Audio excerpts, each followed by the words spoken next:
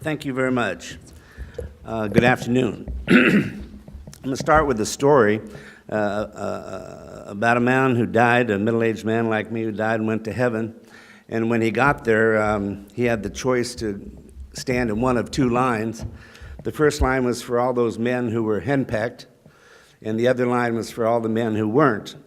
There were hundreds of men in the henpecked line, but he decided to come over here and stand in this line.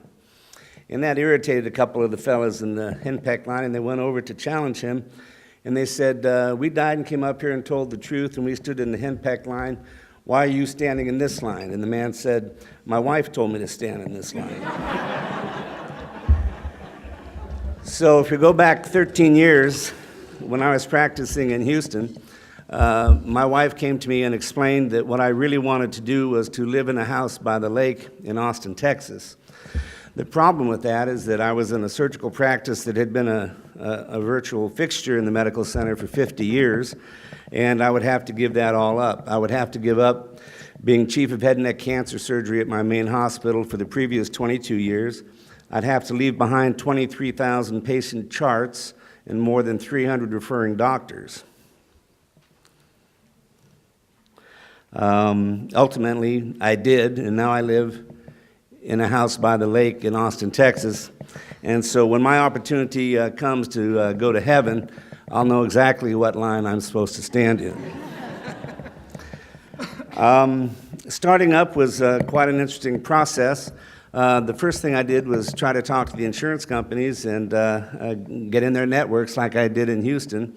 And I was surprised that they wanted to put me on a waiting list. They wanted to put me on the bench. And I was frankly insulted by this as assistant clinical professor of surgery at the University of Texas, and after doing 5,000 thyroid operations, I thought that it was rather uppity of them to suggest that I sit on the sidelines.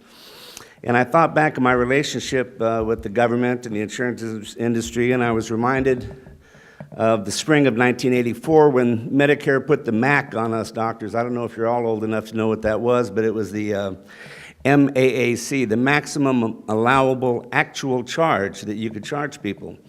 I was younger then and naive, but I said, that's not right, this is America.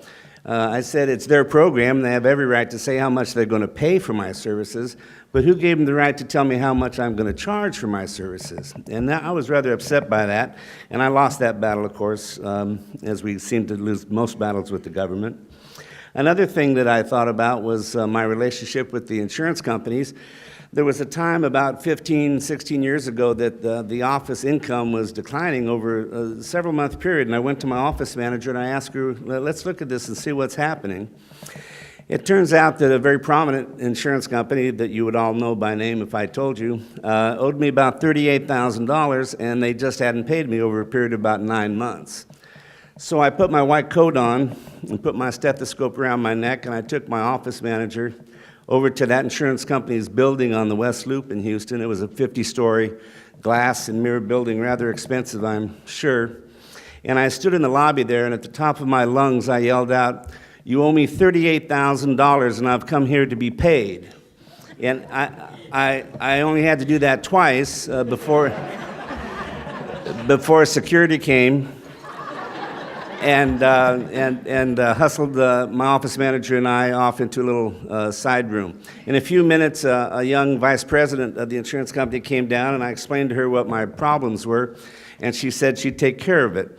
To be fair, she did take care of it, and in about 2 weeks I got paid. And then in about 4 weeks, it all started over again. So I thought about all this, and I said, I don't think I want to do this anymore. And I was reminded of the movie Network, where Peter Finch is the newscaster, and he tells all his viewers to go out, open the window, stick your head out and say, I'm mad as hell, and I'm not going to take it anymore. And that's when I made my decision, I'm not going to do it anymore. So I started up my practice, and I first had to design my office, and knowing I wouldn't have a high volume of patients, I kept the square footage to a minimum, and my waiting room was about 10 feet by 12 feet in diameter. And you don't need much more room than that when you only see a few patients a day. When you're going to do this, saving money in all possible ways is very important. I actually have two practices. One is a standard medical practice. Patients come to me from other doctors, and a lot of people come to me from old patients and from old family members and so on. But I also have a pretty significant internet practice, and that's a whole topic for another day. But I'm thyroidcancer.com, and I get phone calls from all over the world, people asking me questions after they read my website, and I would encourage you to go to the website and take a look at it too. One of my first patients here in Austin came from Warsaw, Poland, with a thyroid lymphoma. I've had people come from Hong Kong and Maui. I've had a lot of patients come from Canada because they don't like the waiting list. One notable one was a pathologist from Montreal. I told him he could do his own frozen section if he wanted me to wake him up in the middle of the case to save money. But anyway, the internet practice is a very interesting thing. We ought to talk about that sometime. When patients call, I talk to them for however long it takes to discuss their problem, and I ask them questions about their ultrasound and thyroid function studies and so on. And eventually they'll make an appointment, and when they do, we write it in the appointment book with a number 2 lead pencil. Simplicity is just a wonderful thing, and it works very well in our office. Sometimes when those patients call, they say, by the way, I heard you don't take insurance. And I say, ma'am, if I took insurance, we wouldn't be having this phone call. And they get it. They understand that this is a different office, and it's not like there are other doctors that they've had experience with. When the patient comes in, my office manager interviews them and types up the beginning of their chart. I examine them and consult with them. And then I dictate my note on a cassette recorder that I bought at Radio Shack for $40. We're not into the electronic medical record business, and frankly, what I've seen so far, I'm very unimpressed with it. The last time I asked a doctor's office to send me their ultrasound, I got 53 pages of single-space typewritten information that didn't have the word ultrasound on it. Anyway, we won't go down the electronic medical records thing. But no wonder medicine's so expensive. They demand that we buy all these expensive things. As far as our billing goes, we take cash, we take credit, we take IOUs, we take promises. And so far, in 11 years, we've only been disappointed one time by the wife of a chiropractor from Florida. That's not against chiropractors, it's just the way it was. But people are generally honest, and they'll pay their bills. We still do charity work here. I charge the very, very wealthy a little bit more, to be candid, and I charge poor people a heck of a lot less, and some people almost nothing. I don't do anything for nothing anymore because people don't appreciate it. They think it's an entitlement when you do that. Well, one little lady that I think lived in a grocery cart under the freeway up here got a money order for $100 for me to take her thyroid out. I got my money's worth, and she was very appreciative. It wouldn't have been the same if I had done it for free. My fees are pretty much based on what the market will bear. We don't gouge anybody. We don't have to. We don't have many expenses. With a clean malpractice record over 39 years, my malpractice insurance is almost nothing. My rent is almost nothing. My office is 800 square feet at $1.90 a square foot. I have one part-time employee. She's here today, my office manager, and the office is open in the mornings, Monday through Friday. If you call then, you get her and maybe me, and if you call any other time, my answering service pages me and I call you back in 5 minutes.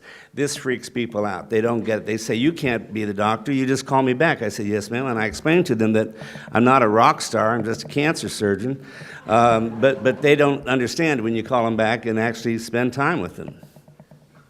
I don't take $1 for Medicare, and that means that the 16,000 IRS agents in Obamacare do not have the right to invade my office, accuse me of fraud, threaten me with fines and imprisonment, and that's a good thing.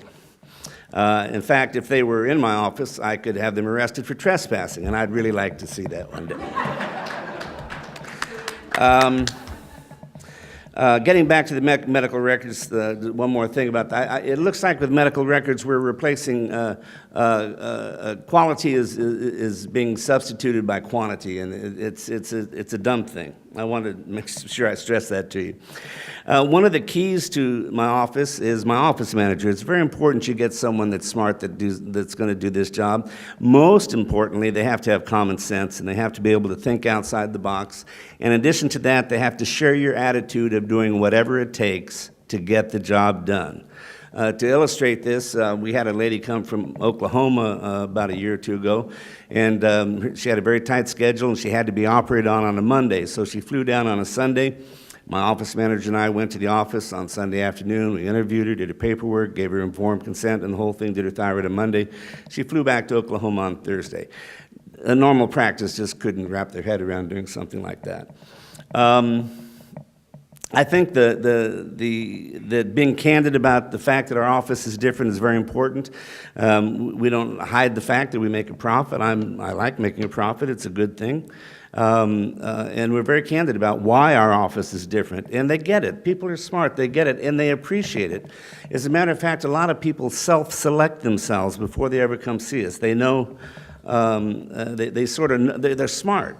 And I'd say that's the one thread that binds all the people that come to see us. They've done their homework, they've done their research, and they're smart, and they're looking for something special. One of the key things, and it's been referred to here with other doctors, is in our office, the patient is the center of the universe, and that's just the rule, and that's just the way it is. To illustrate this, we had a patient come in Friday, December 30th, 2011, and she had a cantaloupe-sized thyroid, and she was concerned because her insurance was going to change at the new year, which was Monday, and she would lose her opportunity to choose her surgeon, and she didn't want to give that up. So I saw her at 9 a.m. on Friday, and I shuffled my schedule around, and I took her thyroid out at 3 p.m. that day, and because I had to. That's what it took to get the job done, and that's where our office works. That's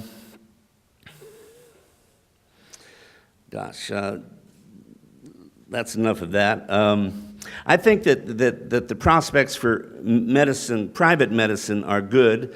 I think the answer to all of medicine's problems is freedom and the free market. And I believe that I'm safe unless the government decides to make it illegal to be a private doctor. On the surface, that sounds silly, but we currently have an administration that has shown complete disdain for the Constitution and complete disregard for Congress and is trying to run the country by proclamation and executive order. So I'm a little frightened about what might happen, but I think if we stick together, we can avoid that. Patients today want the same thing that they wanted 40 years ago. They want from us information, they want from us skill, they want from us some compassion, and most importantly, they want some time. Practices that accept third-party payment don't have much time to give to people, and it drives them to people like me. My office is not meant to be a template for every other kind of medical specialty or group practice or anything. That wouldn't work. But the underlying principle will work, the principle of freedom and dealing with the people who are paying the bill face to face. I'm going to leave you with this one metaphor. A lot of you are probably already aware of this, but in Southeast Asia, when they capture a young elephant to train it, the first thing they do is put a chain around its leg and attach it to some kind of post in the ground that ain't coming out. And the elephant will pull against that and pull against that for weeks, perhaps even months, until finally it realizes that with that chain on, I'm not going anywhere. And when that elephant becomes an adult, they don't have to chain it to something that the elephant can't pull out of the ground. They can just chain it to anything, and the elephant just assumes that he can't get away. Psychologists call this learned helplessness. And I believe that people that continue to practice with a third-party payer involved in their office must feel this sense of helplessness, when in reality, all they have to do is take the chain off or pull the stake out, and they'll be free. Thank you very much.